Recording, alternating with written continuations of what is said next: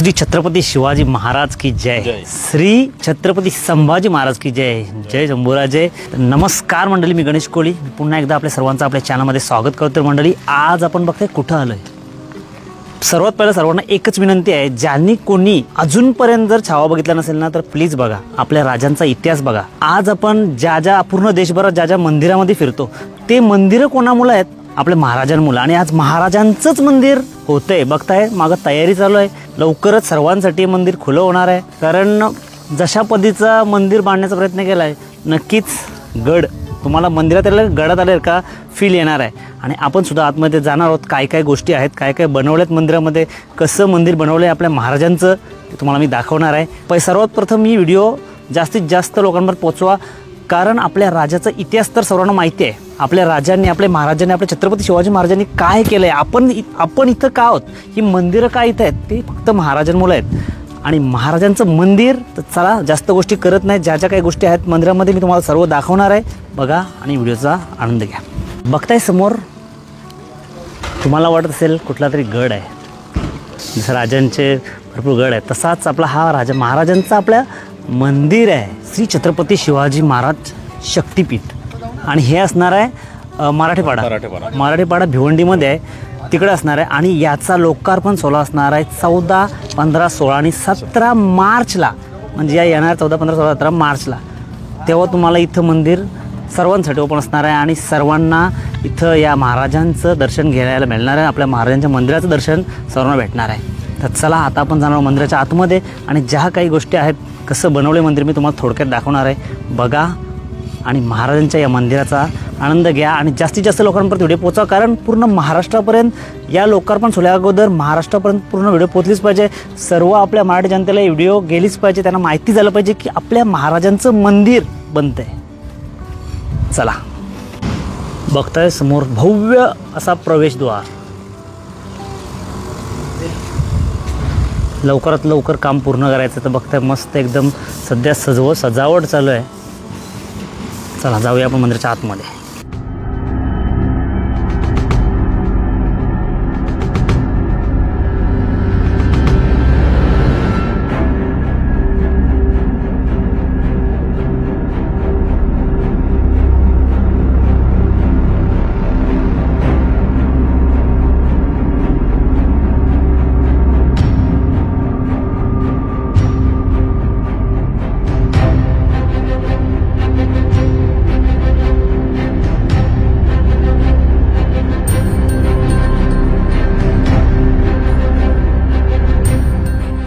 तर मंडळी, आपण प्रवेशद्वार तर बघितलं असेल आपल्या महाराजांच्या, श्री छत्रपती शिवाजी महाराजांच्या मंदिराचं प्रवेशद्वार।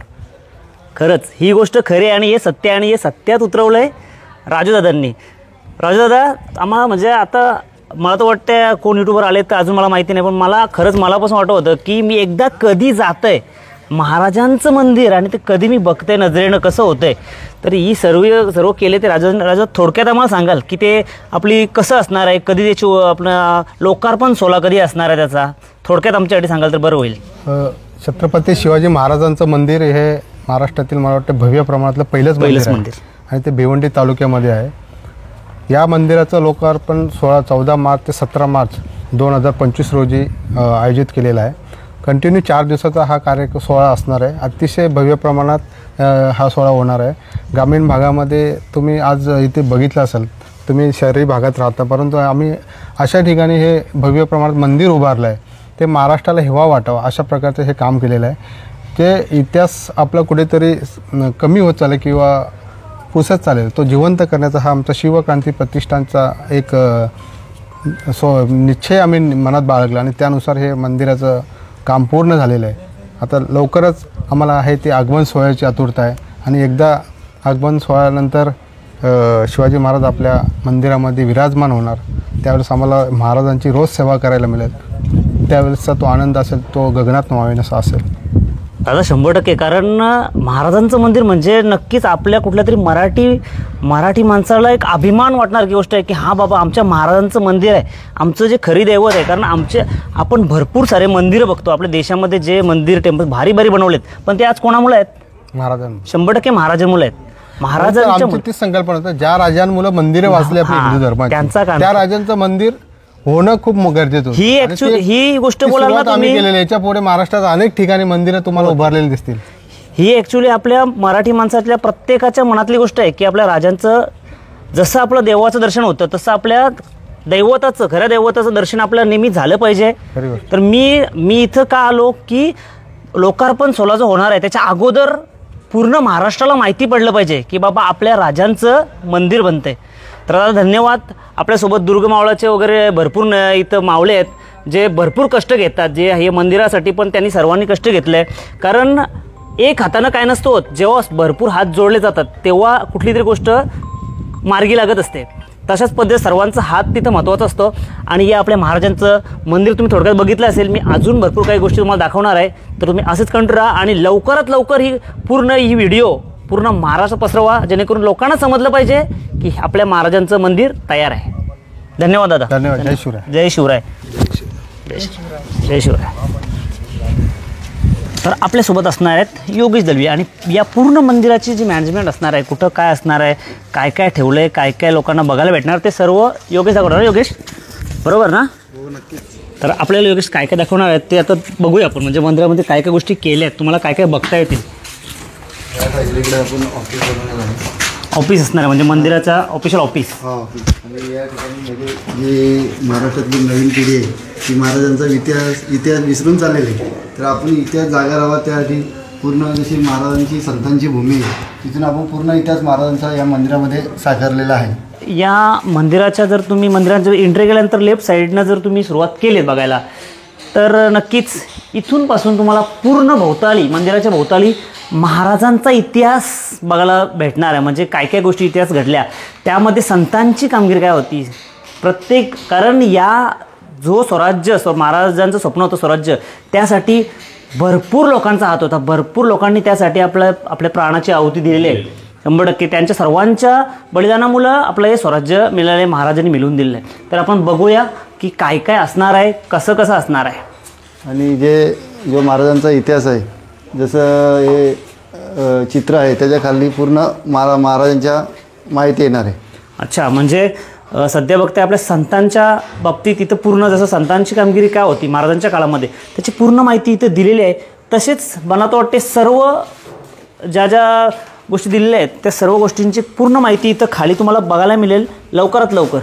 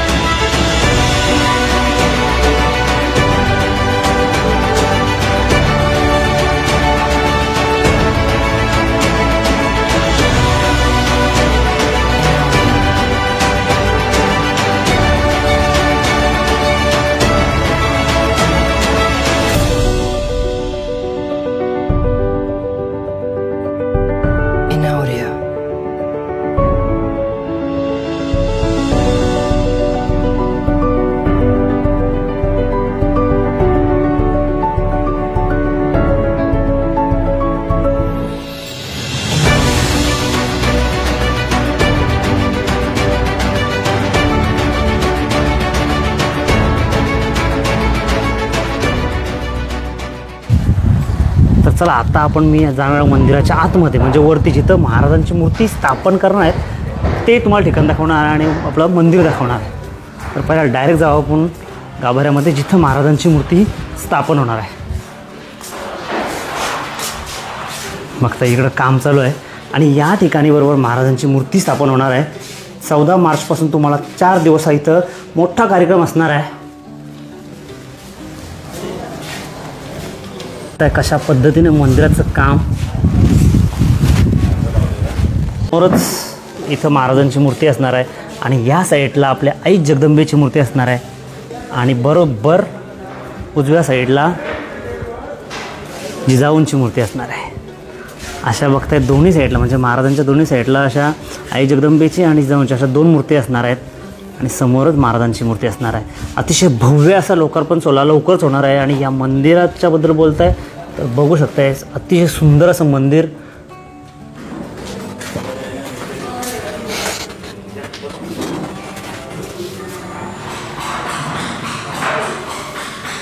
या मंदिरामध्ये 4 बुरुज आहेत. त्या 2 बुरुजामध्ये आपण महाराजांच्या काळातील शेषरे वगैरे ठेवणार आहोत. आपण पाहू शकता हा 2 बुरुज आहेत. त्या बुरुजामध्ये आपण शेषरे वगैरे ठेवणार आहोत. शस्त्र वगैरे ठेवण्यासाठी हे जे बघताय ही जागा, ही पूर्ण जागा इथं शस्त्रास्त्रांसाठी जागा या बुरुजामध्ये ठेवलेली आहे. आणि असे किती बुरुज आहेत? टोटल 4 बुरुज आहेत. एक बुरुजामध्ये आपण ऑफिस केलेलं आहे आणि 2 बुरुजामध्ये आपण शेषरे वगैरे ठेवण्यासाठी बनवलेलं आहे आणि एका बुरुजामध्ये आपण शॉप बनवलेलं आहे जेणेकरून या मंदिरातल्या काही वस्तू इथून विकल्या जातील त्यासाठी एक शॉप बनवलेलं शॉप असणार आहे. ओके.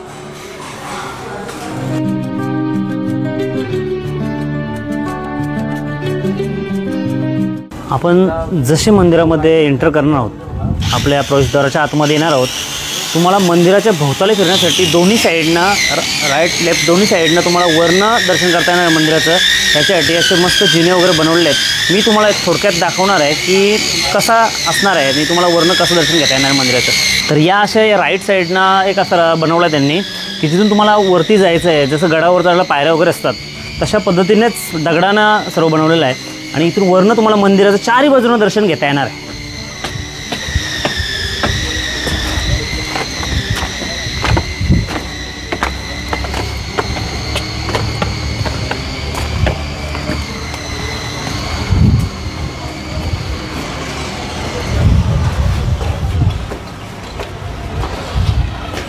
जसे आपण खाली 4 बुरुज बघितले तशाच प्रकारे वरती सुद्धा 4 बुरुज आहेत आणि त्याच्याबरोबर 4 बुरुजांना लागून अशी एक मोठी संरक्षण भिंत आहे. म्हणजे पूर्ण त्या संरक्षण भिंतीवरून तुम्हाला पूर्ण मंदिराचं दर्शन करता येणार आहे एकदम व्यवस्थित.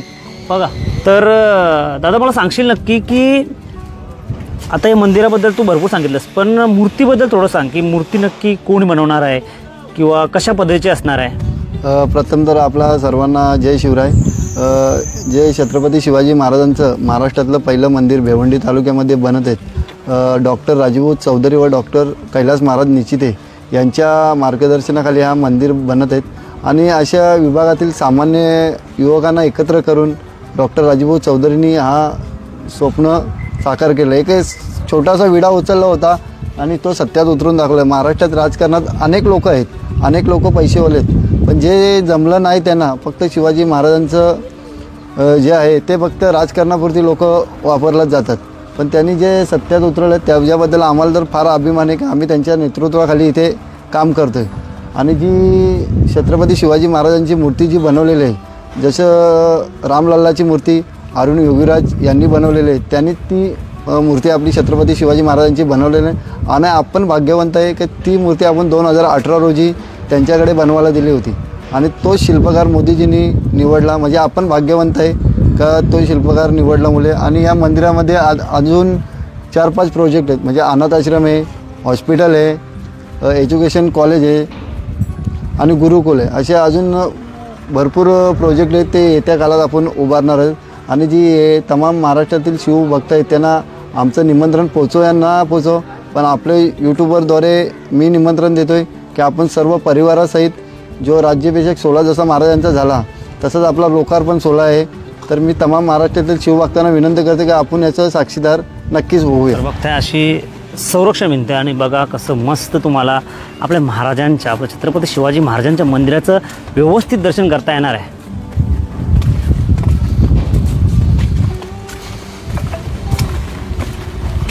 तुम्ही जर म्हणजे या मंदिराचा विचार केलात मंदिराच्या परिसराचा विचार केलात तर बघू शकताय समोर आपलं महाराजांचं मंदिर आणि पूर्ण डोंगरच डोंगर. निसर्ग सौंदर्य काय आहे ते या मंदिराच्या मागच्या साईडला तुम्हाला बघायला भेटेल. कारण आपण कुठल्याही गडांवर वगैरे जातो तेव्हा गडांच्या वरती जेव्हा गडांवरती चढतो तेव्हा आपलं काय दिसतं,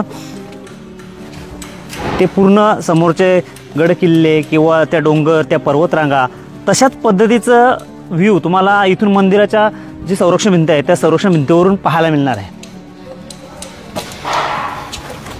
ही पूर्ण अशी संरक्षण भिंत म्हणजेच तटबंदी पूर्ण आपल्या महाराजांच्या मंदिराला असणार आहे. बघताय हा पूर्ण व्ह्यू असणार आहे महाराजांच्या मंदिराच्या मागच्या साईडचा.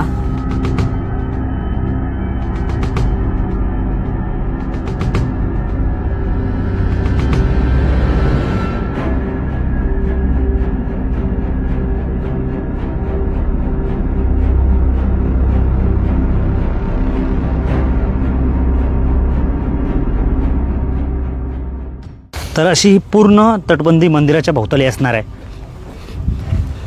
म्हणजे थोडक्यात तुम्हाला मंदिराचा पूर्ण व्ह्यू म्हणजे चारही बाजूनं तुम्हाला महाराजांचं मंदिर, महाराजांचं दर्शन घेता येणार आहे.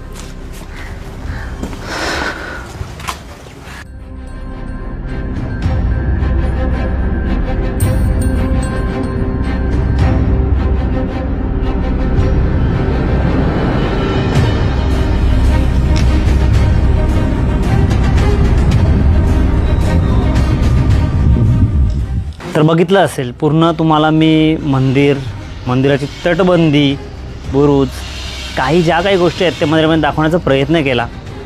तुम्हाला मंदिर कसा वाटला, हा इथला परिसर कसा वाटला, याला कमेंटमध्ये नक्की सांगा. या लोकांची मेहनत, खूप मेहनतीनं हे मंदिर बनवलं आहे. भरपूर लोकांचा हात आहे या मंदिरासाठी. योगेश आहे, योगेशने चांगली माहिती दिली आपल्याला.